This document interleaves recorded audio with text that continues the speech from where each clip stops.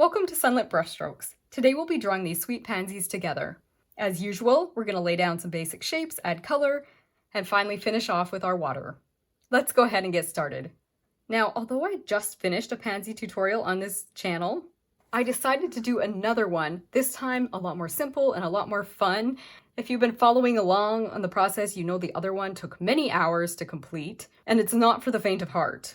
This one's definitely more accessible if you're just starting out on your art journey, or actually, if you've been painting for a while and you're like me and you enjoy something simple, then this is perfect for you as well. Now for my watercolor pencils, I've been working mainly with the Staedtler brand. However, I have supplemented with a couple of darker olive greens here as well. I tend to like having a light, a medium, and a dark neutral green. However, if you like more intense greens, you can definitely go ahead and use those.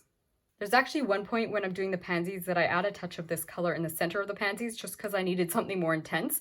But like I say, use the colors of green that you like the best. Now our pansy colors are really within just this range here. We're going to be mainly working with the purple and then just adding a little bit of the blue when we want to get things a little bit cooler and darker, or a little bit of the mauve when we want to warm things up just a touch. And then we'll also use a little bit of yellow in the centers. And I've gone ahead and cut a small piece of watercolor paper for all of these small miniature florals that we've been doing together. I'm just working with an inexpensive paper, either Canson XL or an Artist Loft, something that's smooth, and yet it's also designed for wet media. I do like something that's maybe 140 pounds just because it doesn't buckle as badly as something that's lighter. So to start my pansies, I'm going to place a couple of small dots where I want the center, or I should say the centers of my pansies to be. That way I'll be able to tell if I'm happy with the placement and how things are going to be fitting on the page. And then I'm going to go ahead and just do these like fuzzy little things that happen to go just around the center of the pansy, right? Right here, we're going to have kind of a yellow color.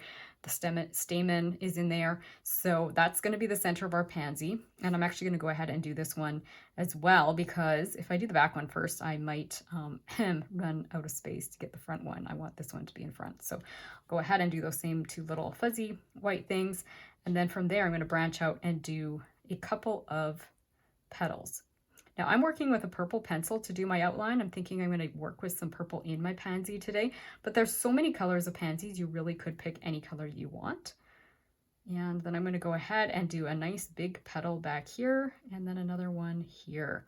So there's always this nice big one, and then this one that's sort of hiding in the back. And they can vary in terms of how much you actually see this back one. And then I'm going to go ahead and do this front petal, which is a really interesting shape. It kind of comes, you'd almost think you had two petals here, but it's all one. And I'm working very lightly with my pencil. I have a darker purple and I don't want to push too hard. Otherwise, if I say need to erase, which definitely can happen, then it can be a lot harder to erase something if you've been heavy-handed. It's actually in some ways helpful if you are using a darker pencil using lighter pressure rather than a lighter pencil using heavy pressure, because again, like I say, if you push too hard, you can end up kind of embedding that pigment right into the paper and it can be harder to erase. So I've gone ahead and done that. I'm not like 100% happy with that petal there. You know what? This one kind of comes ahead in front anyways, this front one. So I'm just going to kind of course correct here. And that's okay because again, these are very forgiving and we can tweak things when we add the rest of our color.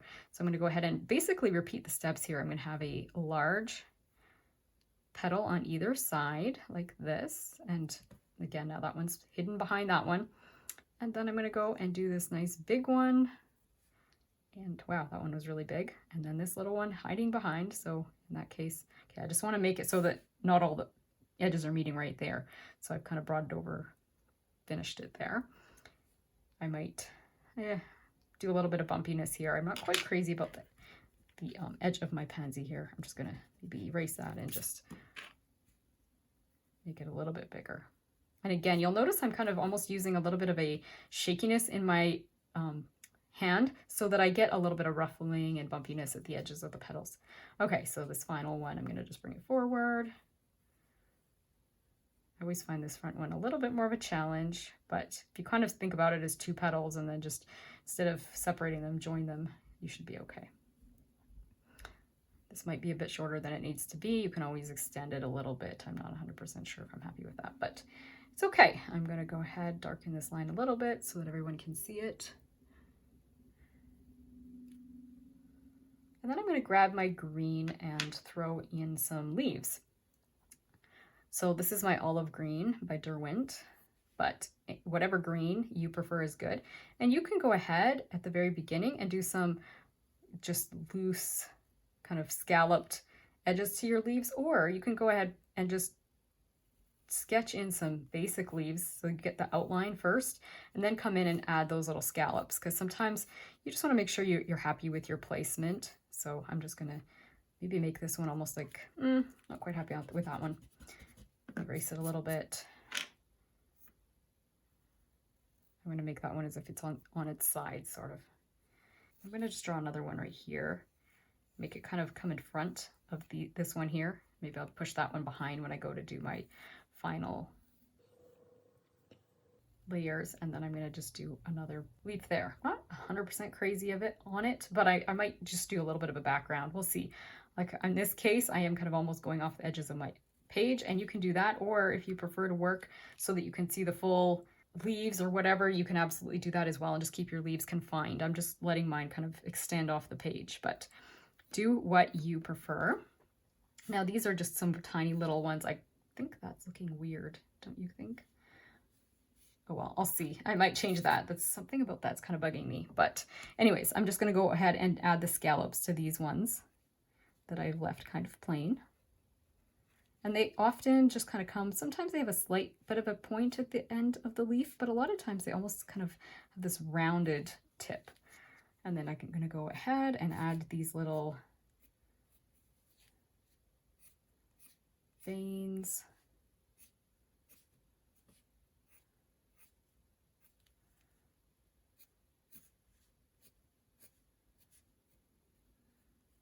And yes, I slopped up a little bit on that one. I'm trying to figure out for sure what I want to do in the back there, but I'm going to just add another leaf here. And I'll give it some veins. This one is on its side. Now to color this pansy, I'm going to go ahead with my purple and come to the outside edges and just give this a little bit of a soft edge.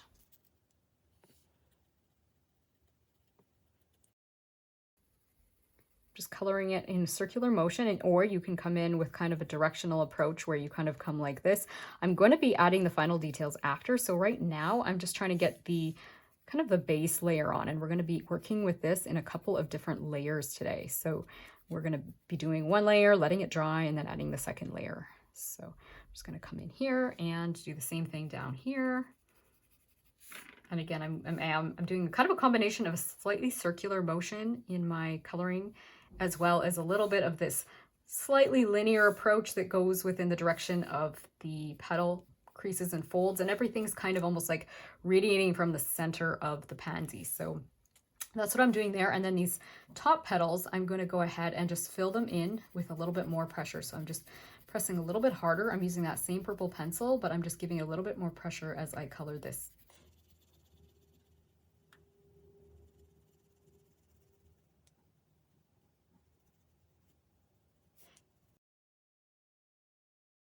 And then I'm going to do the exact same thing on the second back petal. The only thing I'm going to do differently with it is I'm going to even give it a little bit more pressure right here where these two petals kind of separate, so that the one in the back is actually a little bit darker where the edges are meeting than this one. So it's just going to kind of slightly fade out. I can throw a little bit of darkness here maybe to kind of harmonize the two. And this is where if I want to, I could add a little bit of a blue color. So I'm using my darker blue, and I'm just putting a tiny bit right in these two areas. And I'm going to call that good for that pansy. And then I'm going to repeat the same thing on this back pansy.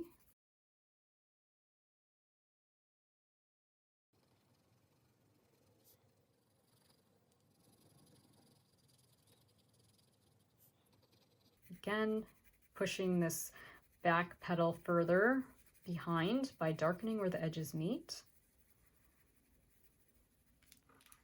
And then I'm wondering about putting a little bit of the mauve color in a few places, maybe just a little bit here. Usually I would go ahead and do the mauve first. And if I wanted to, you know, work with a mauve color, I'd usually do the lighter colors. But because these colors will intermingle as I paint, I think I'll be okay. And I'm just going to go ahead and get this on here so that I have just another color, and the front one I might have just a slightly more pink undertone to it. So I'm just using this mauve color and putting it in right on top of my purples. And yes, you can't see it very well, but when I go to wet it, you will be able to see this one is most definitely different and a little bit more pink than the one in the back. And then I will go ahead and put a little bit more blue back here. And I might even just push it a little bit more on the back one than I did on this one, just so that it helps, you know, visually help push this one behind. I know these are close enough together that it wouldn't really matter, but a cooler color does kind of recede. And so I figure, you know what, why not? Let's just throw a little bit of the blue more into the back one. Just optional, but it'll add a little extra touch. Then I'll go ahead with my green. Now this green is a very nice light kind of yellow lime green. It's a good base coat. So I'm going to go ahead and just fill that in lightly, and maybe even leave some areas that are a little bit light.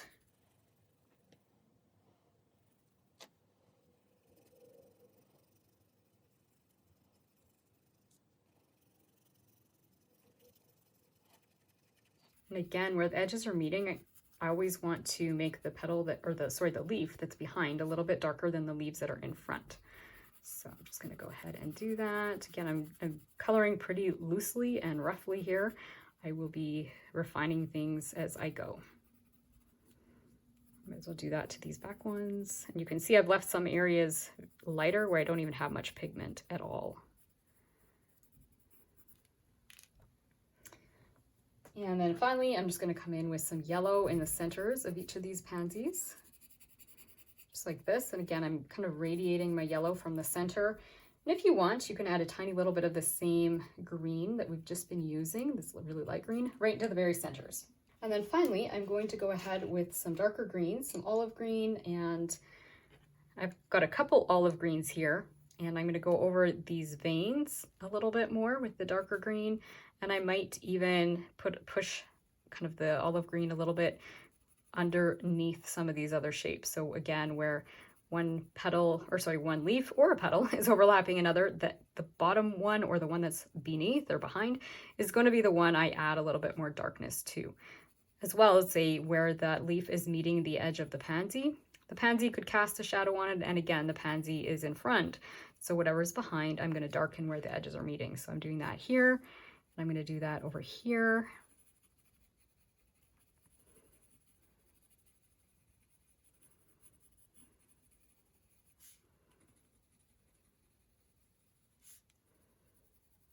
And I'm thinking what I might do is add a few little curly little shapes here, like just to add some balance and maybe fix kind of the impression of this being kind of a clone or a weird shape there. And I'm just going to add a few little curls in other places, just almost like it's a little bit of a vine.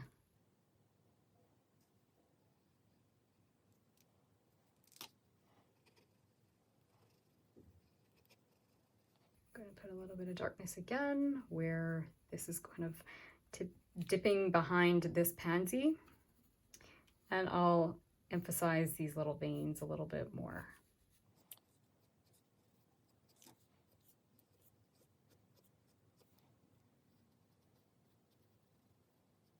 And a little bit over here.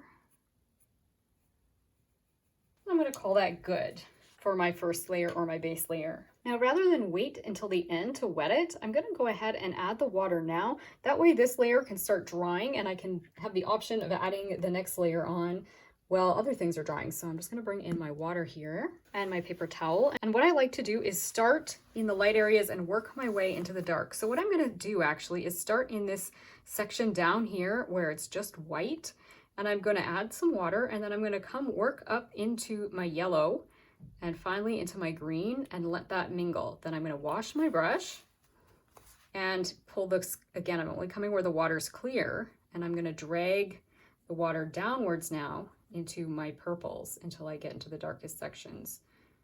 I'm just going to come up a little bit and fix where I kind of tweaked my petal shape. I'm going to come down and call that good. Let's go ahead and do the exact same thing on this petal here. Now I can see my yellows kind of mingling down there a bit. If I don't mush with it, it should be okay. So I'm just going to go ahead and put some water here. and drag back up into my yellow and wet my green. Just, whoops, it's kind of getting a little muddy looking. I guess because of the purple. That's okay, I'm just gonna leave it be. I might throw just a tiny drop of the green, maybe even one of these olive greens that's just a little bit more intense. I'm just gonna drop a tiny little bit in the top there. Whoops, that's very wet. Soak it up a bit with a thirsty brush. I always think about slurping water up with this brush when it's, I say a thirsty brush, because I had a young student I was teaching, and I've told this story before, but she was using the thirsty brush technique, and she added sound effects. She kind of went, and she did it. And I think that was so sweet, and it always comes to my mind, or often comes to my mind when I say the term thirsty brush. Okay, so we slurped that water up, and we added a tiny bit more green, and things are dry enough that they're staying put for us. So now I'm going to come back to my clear area, or where the water is clear, and then just drag down again. And I went from wet into this lower, darker shape, and I'm just kind of sort of almost massaging the pigments around a bit so that they mingle. And if you wanted to, you know, dot your brush around, if you want a little bit more of a jagged edge at the edge of your petal, you definitely could. I feel like this petal is a little bit boring, but and the other thing you can do as well, if you want to, is always throw in a tiny bit of your purple right onto your brush and create some of that jagged look if you're feeling like things are just a little flat or boring. But I'm going to call that good for that petal. And then I'm going to leave these center petals alone for now because this is quite wet and I don't want everything to bleed together. I'm going to work my way into this petal and then probably this one. And then hopefully I'll be able to kind of work my way into some of these other shapes that hopefully will become more damp rather than wet. So I'm going to start in the areas that are actually kind of lighter. I know this is a very dark petal, but up here we had that beautiful kind of combination of purples, didn't we? So I'm starting in the area that we had more of the pinky purples, and I'm going to work my way towards the blue that we put in this petal. So just add a little more water to my brush and just work my way down this way. And you can see that blue is starting to show up and it's beautiful. So there we have one petal, and just, if you want to move things around, be careful. You don't want to overwork things. Just once they're wet, best to kind of leave it alone. Then I'm going to come up to this petal here because there's nothing wet that's touching it. And I'm going to start in the lighter areas where I put less pencil. And I'm going to just wet those and then drag my brush and my water down towards where I've got the most darkness. And as I said, we put more blue here, and you can definitely see that now that we're wetting things. It's a very pretty color. So I'm going to let that dry over there now. And I can probably go ahead and do some of these leaves. I'm not too wet along this edge, so I could probably do a bit of the leaves and then come back to my purples in a minute. So I'm going to, again, always starting in my lightest sections, wetting them, and then dragging into my darks. And I'll just move this around here. It's not quite as dark down here, but wipe my brush and just add some water here. And again, if you feel like things are too white in any areas, that's where you can massage the color into it. I just don't like overdoing it. I'd rather leave some white areas so that I have that option. And then let's go ahead and do, how's this edge here? It's dry enough, I think I can get away with it. I'll start in the lighter areas. And if you paint and wet your little veins and they disappear, you can always come back in and add them again later. Sometimes it's nice to just have them sort of just a hint of a vein. I think I could probably get away with a little bit more green in these shapes. They're definitely looking a little bit light and almost anemic or sick. So let's go ahead and add maybe just a little bit more olive green into the mix of these two right now. Actually, we can even do that if you're feeling ambitious. You could even do that with one of your olive greens right now. Just drop some more of that olive green into the leaf and it will bring it to life a little bit. And I'm using the olive green, but definitely use the green that makes you happy. I did get some comments that other people are like me. They do like the olive green, so yay.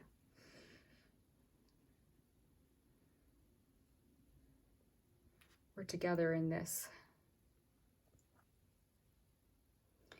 Now, when you add extra color, you do want to make sure things are still at the right level of wetness. If you've let things dry too long and you try and add more color, sometimes it can act up a little bit funny for you, in which case it's better to just kind of leave it alone, come back and do it after. Okay, I've lost my scalloped edge here. Let's fix this. Okay.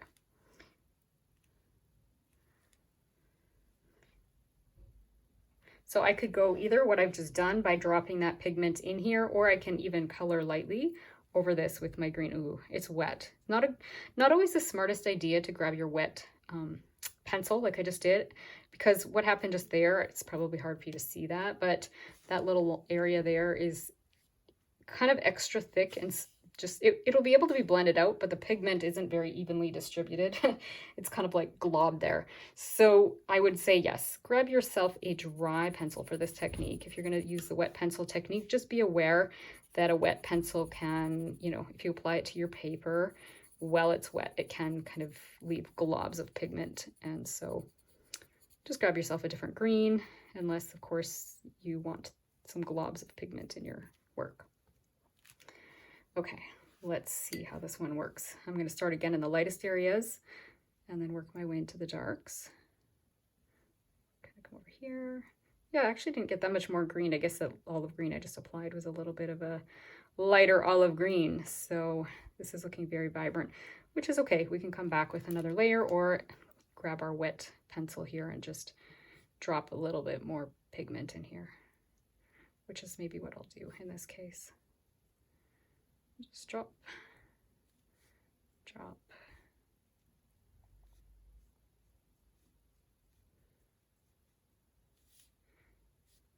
If you really want to add life, you can always add a little bit of a blue color as well when you're doing this. But for now, I'm just going to leave that the way it is. So like the blue that we used up here, I could grab that same blue and create a little bit of harmony by dropping a little bit of that blue in to the shadow areas of the leaves. Optional, but it definitely adds another layer of life and dimension to this work. And just wetting those, and I think I'll throw a little bit more of my olive green onto these.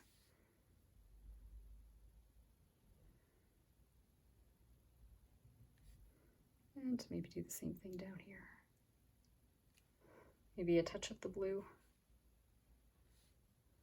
And then I'll go ahead and wet these shapes up here.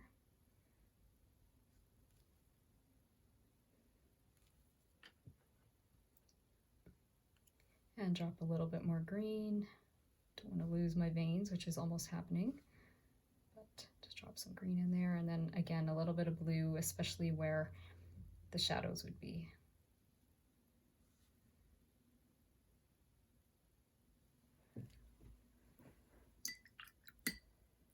And you can see it's quite puddly. It might get a bloom there. I don't mind that. But if you don't want as much water, you can always just, again, thirsty brush. And to make a thirsty brush, I should clarify how you make a thirsty brush.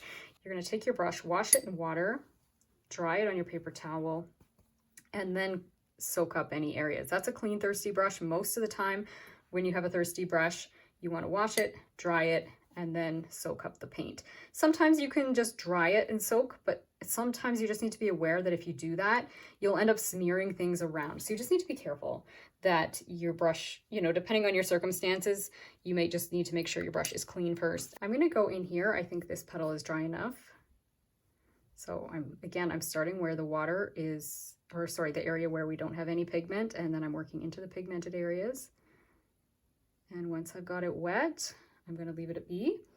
And I think I can do the exact, yeah, it's dry enough on, well, except the little leaf here is wet, which is fine if I'm okay with it running into that. It's kind of your call if you want your petals kind of running together. You know what, I'll do this shape back here because it's not touching enough shapes for me to be concerned. I'm just going to go ahead and wet it. I'm quite wet here, but just leave it be.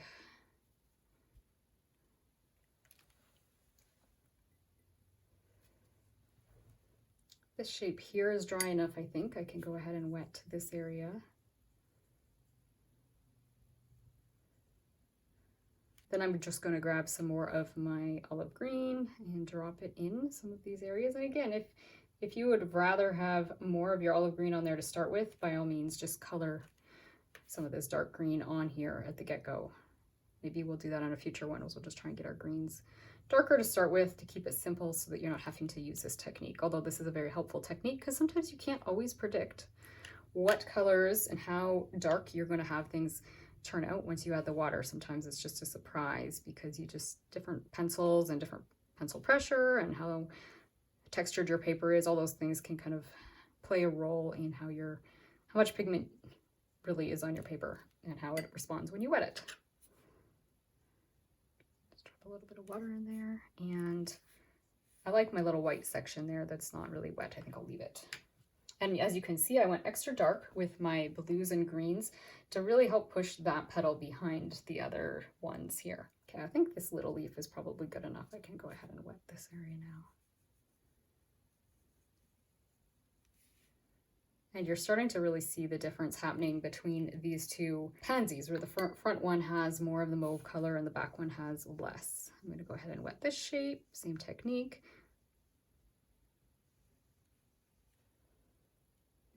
I don't mind how that's moving like that. I'm just going to let that dry. I think I can probably, this is a bit damp, but I'm going to just try anyways to come in here and finish this shape. I'm okay if it bleeds a tiny little bit into the front one, maybe. We'll see. If it's bleeding too much, then I'll have to wait and do it more later. I think I'm okay with that. It's a little bit soft edged and a little bit of a bleed there, but I think I'm okay with that. You know what? I might just wait and do this one after because this one is quite wet. I can still see. So I'll leave that be, but this is almost fully finished. The first layer is almost fully finished.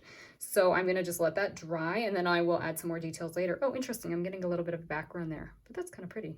I don't mind that. So I'm going to leave it be. But if you don't like that effect where green is running into your purple, again, that's where you're going to make a thirsty brush, a clean thirsty brush, clean it out, and then let it dry, and then you'll come back in and add purples after if you don't want that effect happening. So I've let things dry completely. So to finish this one up, obviously, I need to wet that area, but before I do that, I'm going to go ahead and do the dark sections of this pansy, and then I can do all my wetting at once. So I'm going to grab my purple and my mauve and my blue pencils, and I'm going to start with the purple and just kind of create a few of these lines that kind of almost move in the swinging direction away from the center of the pansy. And once I'm happy with their placement, then I will go darker. So I'm just going to go ahead and get some of these in lighter.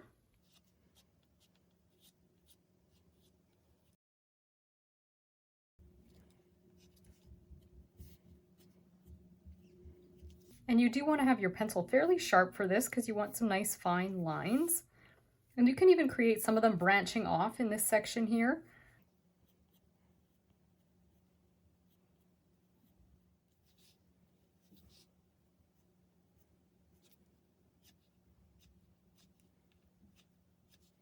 And then as you go, when you start to feel more confident with the placement, you can get a little bit darker or thicken some of these lines a bit.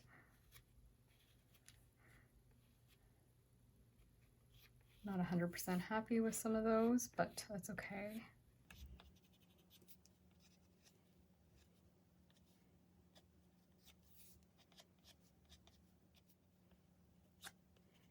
Again, I want it nice and dark, kind of along the edge of this little white fuzzy piece.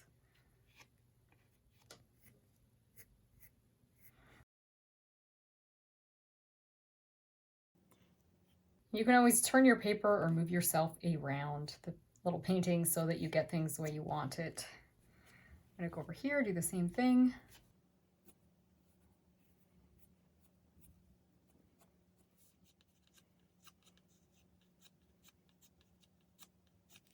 My paper is bouncing around a little bit because it's curved, so I'll just try and hold it flat here.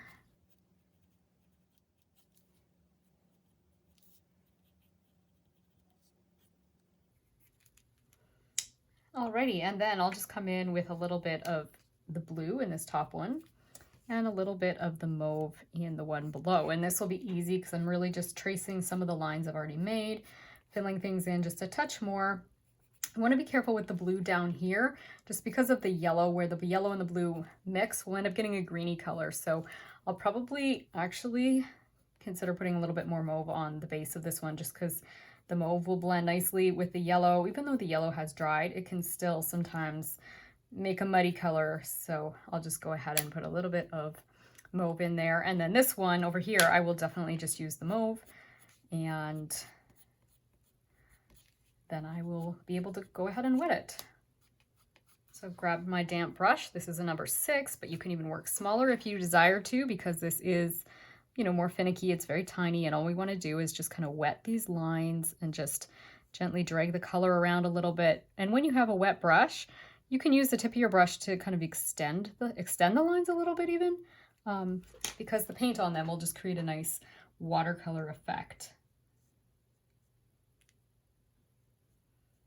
And this is where I said the blue and the yellow don't intermix as well. As I go to wet it, I'll try and be careful.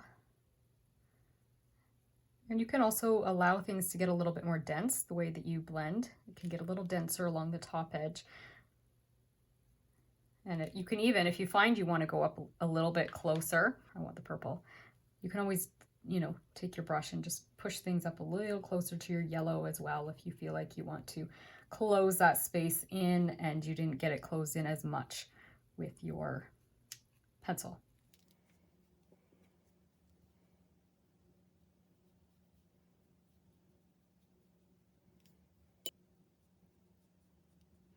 And then I'm going ahead and doing this one. I'm a little bit wetter on this side, but I'm okay with that. I feel like the shapes are kind of pretty the way that they're just getting that gentle wash.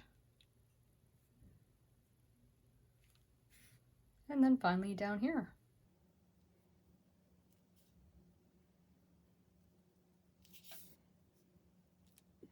And whenever you start to feel like you're picking up a little bit too much of your purple, definitely wash your brush, because you don't want to be dragging too much paint and then messing up your little lines here. And finally, I'll just come in and fill this one in that never got filled in earlier.